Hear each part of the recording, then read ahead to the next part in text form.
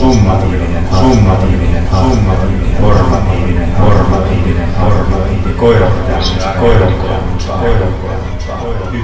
Koko syys- ja kevätlukukausi käytetään arviointilomakkeiden täyttämiseen. Varautukaa siihen, että kesälomalla siirrellään ilman arviointityökalun liukukytkimiä, käydään arviointikeskusteluja. Ope, onko se kunnossa? Mitäs tämä opetussuunnitelma uudistus nyt sitten tarkoittaa arvioinnin kannalta?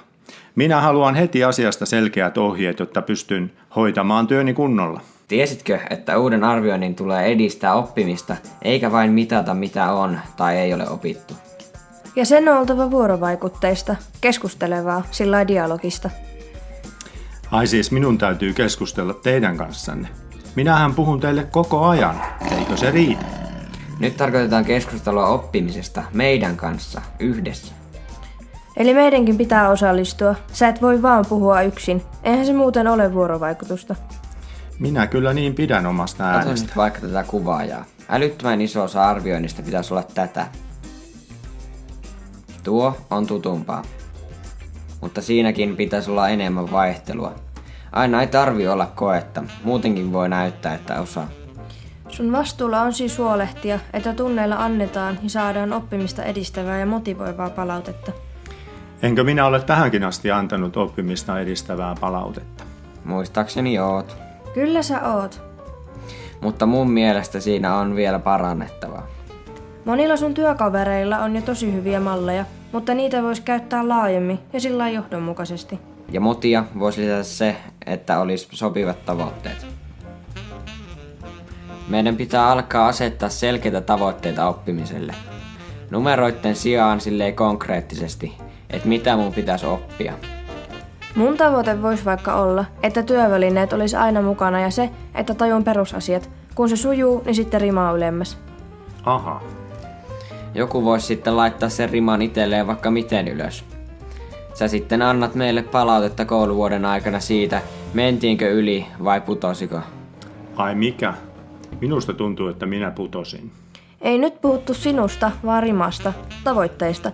Sä annat palautetta, meneekö kirkkaasti yli vai ali vai vaapuuko rima. Ja mistä korkeudesta sitten jatketaan niinkö? Nämä urheiluvertaukset toimii, sä alat tajuta. Tavoitteiden lisäksi me saadaan vaikuttaa oppimismenetelmiin ja sisältöihin myös. Varsinkin se uusi juttu on hyvä semmoseen. Moni on jo kokeillut sitä monoa, monialaista oppimuskokonaisuutta.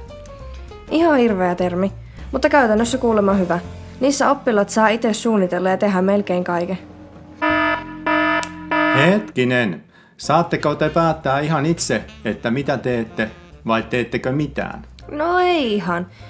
Kyllä sun ohjausta ja apua tarvitaan joka vaiheessa. Suunnittelussa, tavoitteiden asettelussa ja varsinkin arvioinnissa. Vois mennä muuten aika villiksi.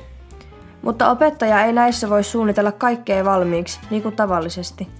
Ja kun me suunnitellaan, voi syntyä vaikka mitä. Sun pitää vaan sietää sitä. Sitten uuden arvioinnin pitää olla monipuolista. Ei pelkkää spagettia ja lihapullia, vaikka se höllii.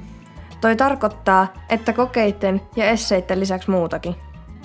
Suullista koetta, käytännön näyttöä, blogia, biologia. Ei biologia voi kuulua tuohon listaan. No, ei niin, mutta se rimmaa. Arvioida voi melkein mitä vaan tuotosta, kunhan se vaan osoittaa tavoitteiden mukaista tekemistä. Arviointi voi olla keskusteluakin, mistä jo puhuttiin. Arviointikeskustelua. Sitten vielä on tärkeää, että mä itse ja toi arvioi mun oppimista. On tärkeää tajuta omat ja kaverin vahvuudet. Myös ne jutut, mitkä ei suju, siis itselle vaikeat asiat. Tarkoitatko haastavia asioita? Just niitä. Kaiken ikäiset osaa arvioida itseään ja kaveria, kun vaan tapa on oikein. Ok, alkaa hahmottua, mutta saadaanko me opettajat vaikuttaa tähän jotenkin? Ja miten me oikein päästään sen suunnittelun alkuun? Miten meillä riittää aika tuohon kaikkeen? Ja onko meillä jotain työkaluja valmiina tämän toteuttamiseksi? Ei mitään apua. Kärvistelkää ja uupukaa yksinänne. Mitä? Vitsi. Teitä varten on kuulemma olemassa semmoinen työryhmä. Arviointityöryhmä. Tämä ryhmä suunnittelee koko arviointisysteemiä ja sitä, miten homma oikeasti viedään luokkahuoneisiin. Siis perehdytetään arvioinnin käytäntöihin.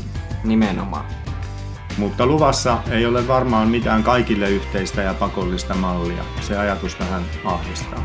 Ei, työkaluja tarjotaan ja esitellään ja jokainen käyttää sitä, mikä itselle sopii.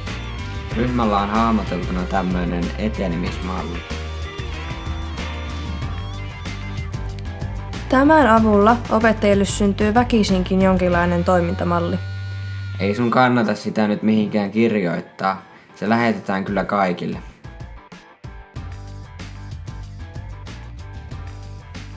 Torstaina 27.10.2016 luokanopettajat pääsevät aloittamaan tätä työtä. Jakaannutte oman kiinnostuksenne mukaisiin aineryhmiin, joissa tämän valitun aineen kautta alatte hahmotella opetuksen suunnittelu- ja arviointikäytäntöjä edellä kuvatulla tavalla. Toi oli kyllä aika vaikeasti muotoiltu. Suunnitelkaa tuolloin samanhenkisten kanssa teille sopivia sydämiä. Sitten kun se on tehty, teillä pitäisi olla osaamista ja työkaluja tehdä sama myös muissa aineissa niin, että lopputulos on kokonaisvaltainen. Mummo sanoi, että pölläytätte vaan helää homma. Aineenopettajilla sama on edessä kevätlukukauden alkupuolella. Yhteisen aloituksen jälkeen rehtorit varaavat aikaa tälle suunnittelulle koulukohtaisesti. Näin siis tarvii lomalla suunnitella. Voit hiihtää ihan rauhassa. Lisäksi Vesoissa saatte tietoa arviointikeskusteluista sekä todistuspohjista. Vesoissa. Virkaehtosopimuksessa määrätyissä koulutuspäivissä. Ihan hirveä termi.